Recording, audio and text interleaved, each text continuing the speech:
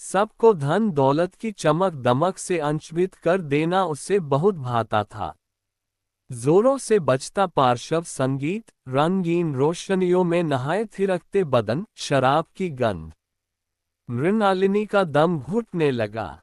कहानी शुरू करने से पहले हमारे चैनल कहानियां 7.4 को प्लीज सब्सक्राइब एंड लाइक अवश्य करें ताकि हमें मोटिवेशन मिलता रहे, ताकि आप लोगों के लिए नया नया कहानी लाता रहूं। आइए कहानी शुरू करते हैं। आलोक के स्वार्थपूर्ण व्यवहार ने आज उसकी आंखें खोल दी थी। आज उसे एहसास हो रहा था कि इंसान का व्यवहार ही उसकी सुंदरता का सही मापदंड है। सुखी व शांतिपूर्ण दाम्पत्य जीवन के लिए जोड़ी का बहुत अच्छा दिखना ही काफी नहीं होता, आपसी सामंजस्य व विचारों का मेल सर्वाधिक आवश्यक होता है। खून बहुत बह गया है डॉक्टर, और देर हुई तो ये बच नहीं पाएंगे। मृणालिनी ने रुआ से स्वर में गिड़गिड़ाते हुए कहा। I am sorry, accident case है। पुलिस के आने तक मैं ये केस नहीं ले सकता। ये कहकर डॉक्टर तीव्रता से अपने कक्ष में चला गया। उस बड़े से सरकारी अस्पताल के असीमित गलियारे में खड़ी मृणालिनी अपने आप को बेहद असहाय महसूस कर रही थी। मैडम, आवाज सुनकर वह चौंक गई। आप डॉक्टर सक्सेना से बात करके देखिए, बहुत भले आदमी है। शायद आपकी कुछ मदद कर सकें। फिलहाल वह खाना खाने घर पर गए हुए हैं। ये रहा उनका फोन नंबर। अस्पताल की वह आया मृणालिनी के हाथ में एक पर्ची थमाकर चली गई। इबते को मानो तिनके का सहारा मिल गया हो। हेलो डॉक्टर सक्सेना, देखिए एक बुजुर्ग हमारी कार से टकराकर घायल हो गए हैं। वो बहुत तकलीफ में हैं। उनका खून भी काफी बह गया है। कृपया आप जल्दी अस्पताल आ जाएं। निवेदन करते समय मृणालिनी को अंदेशा था कि डॉक्टर सक्सेना भी अपने अन्य सहकर्मियों की भांति एक दुर्घटना के केस को हाथ नहीं लगाएंगे, पर उनका जवाब सुनकर उसे सुखद आश्चर्य हुआ। आप घबराएं नहीं, मैं चंद पलों में वहां पहुंच रहा हूं। वे चंद पल मृणालिनी को युगों के समान प्रतीत हुए। सामने से एक डॉक्टर को तेज कदमों से अपनी ओर आता देख वह उसी तरफ दौड़ी, पर आमना सामना होते ही वह सकपका गई। ये तो अभिजीत है। अभिजीत ने भी मृणालिनी को पहचान लिया। आप यहाँ? अभिजीत ने प्रश्न किया। जी, मृणालिनी ने झुकी नजरों से जवाब दिया, जो बुजुर्ग हमारी ही कार से टकराकर। ओह, कहाँ है वह? एक्सीडेंट कितनी देर पहले हुआ? जी, तकरीबन 1 घंटा पहले। कार आप चला रही थी? मरीज का परीक्षण करते हुए अभिजीत ने पूछा। जी नहीं, कोई और। मृणालिनी के आसपास किसी को न पाकर अभिजीत ने उसे प्रश्नभरी नजरों से देखा, पर कहा कुछ नहीं। मृणालिनी का दिल कर रहा था कि धरती फटे और वह उसमें समा जाए।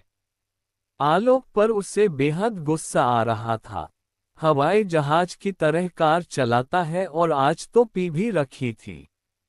न लाल बत्ती देखी, न सड़क पार करते उस बूढ़े को। उसके तो होश उड़ गए थे, मगर आलोक गुस्से से बिफर रहा था। डैम दिस ओल्ड मैन, जब चला नहीं जाता तो घर से निकलते ही क्यों है? उसके लाख कहने पर भी आलोक उस घायल बुजुर्ग को अस्पताल ले जाने को तैयार नहीं हुआ। डॉट बी एन इडियट, ऐसा तो रोज सड़कों पर होता है। वहीं रुके तो फंस जाएंगे, चलो यहाँ से। मृणालिनी ने दृढ़ता से मना किया तो झुंझला कर वह उसे वहीं छोड़ गया।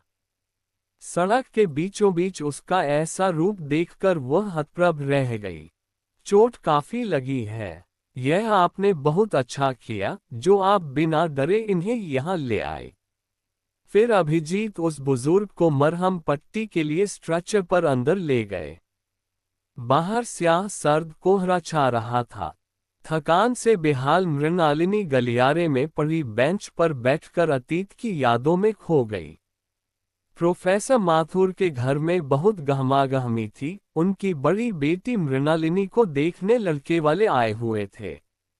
लड़का डॉक्टर था और उसका परिवार उन्हीं की भांति मध्यम वर्गीय था। उन्हें पूर्ण विश्वास था कि मृणालिनी सबको पसंद आ जाएगी, और भला कौन नापसंद कर सकता था उससे। चमकदार निखरा रंग, पुनर्तः प्राकृतिक ताजगी लिए हुए, घर के कामकाज व पढ़ाई लिखाई में भी निपुण थी वह। चाय की ट्रे हाथ में लिए जब वह बैठक में प्रविष्ट हुई, तो सब उसे देखते ही रह गए। हल्के गुलाबी रंग की साड़ी में उसकी दूधिया रंगत और निखर आई थी। सुंदर चेहरा, घने केश, उसे देख ऐसा प्रतीत होता था मानो प्रयोगधर्मी ईश्वर ने उसे गढ़ तराश कर सुंदरता पर एक प्रयोग किया हो। मृणालिनी को सबकी सकारात्मक दृष्टि का आभास हो गया था, पर चाय थमाते हुए जब उसने लड़के को देखा तो उसे एक धक्का सा लगा। सांवली रंगत, चौड़ा प्रशस्त ललाट, चौड़ी नाक व साधारण कद काठी का वह लड़का उसके सपनों का राजकुमार नहीं था। उसके सपनों राजकुमार जिसकी उसने अपनी कल्पना से एक छवि भी बना डाली थी। लंबा कद, गठीला बदन, तीखे नैन नक्श, आकर्षक व्यक्तित्व के राजकुमार का ख्वाब देखा या उसने। वह बुझे मन से नाश्ता परोसने लगी। बड़ों के आग्रह पर वे दोनों बाहर बगीचे में घूमने गए। अभिजीत के कहे शब्द उसे अब तक याद है, देखिए, आप कोई निर्णय लें, उससे पहले मैं आपको एक सच्चाई से अवगत कराना चाहता हूं। मैं एक सरकारी डॉक्टर हूं। आय सीमित है। बहुत ऐश्वर्यपूर्ण जीवन का वादा तो नहीं कर सकता, पर आपको सब सुख देने का प्रयत्न जरूर करूंगा। आपकी भावनाओं का सम्मान करूंगा। मृणालिनी बात आगे बढ़ाने की इच्छुक नहीं थी, सो चुप्पी साधे रही। पिताजी को पता चला तो उन्होंने उसे शांत स्वर में समझाने का प्रयास किया। लड़का मेहनती, स्पष्टवादी व सरल है। बेहद सभ्य लोग हैं। बहुत देखभाल कर ही बुलाया था उन्हें यहाँ। क्या कमी है लड़के में? कुछ खास भी तो नहीं है।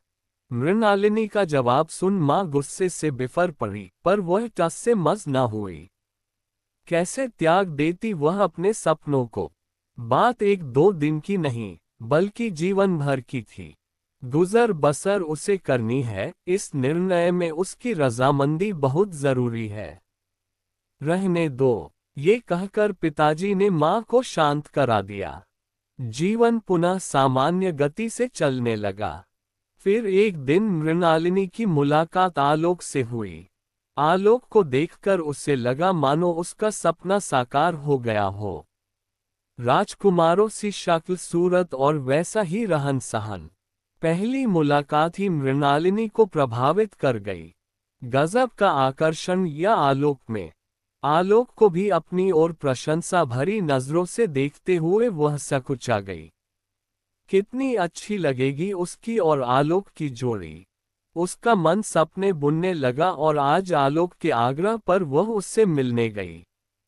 वह उसे शहर के नामी डिस्कोथेक ले गया। वहां की साज सज्जा और चमक दमक देख मृणालिनी की आंखें चुंधिया गई। उससे यूं विस्मित देख आलोक को बेहद खुशी हो रही थी। सबको धन दौलत की चमक दमक से अंशभित कर देना उसे बहुत भाता था। जोरों से बजता पार्श्व संगीत, रंगीन रोशनियों में नहाए थिरकते बदन, शराब की गंध। मृणालिनी का दम घुटने लगा। पर उसकी मनोस्थिति से अनभिज्ञ आलोक बहुत जोश में था। वह शायद ऐसे माहौल का आदी था। शराब के नशे में आलोक के कदम डगमगाने लगे। आज उसकी आंखों में मृणालिनी को प्यार नहीं, वहशीपन नजर आया। वह सहम गई। उसके अंदर कुछ टूट सा गया, मानो उसके इंद्रधनुषी सपनों पर काली स्याही के छींटे पड़ गए हो। वापसी में आलोक कार बहुत तेजी से चला रहा था। उसने धीरे चलाने का अनुरोध किया तो वह ढिठाई से हंसते हुए बोला, ओपल एस्ट्रा है, कोई बैलगाड़ी नहीं। वैसे भी धीरे चलना, पीछे रह जाना मेरी फितरत में नहीं है। थोड़े दिनों में तुम्हें भी आदत पड़ जाएगी। फिर यकायक वह बूढ़ा सामने आ गया। वो अब बात करने की स्थिति में है।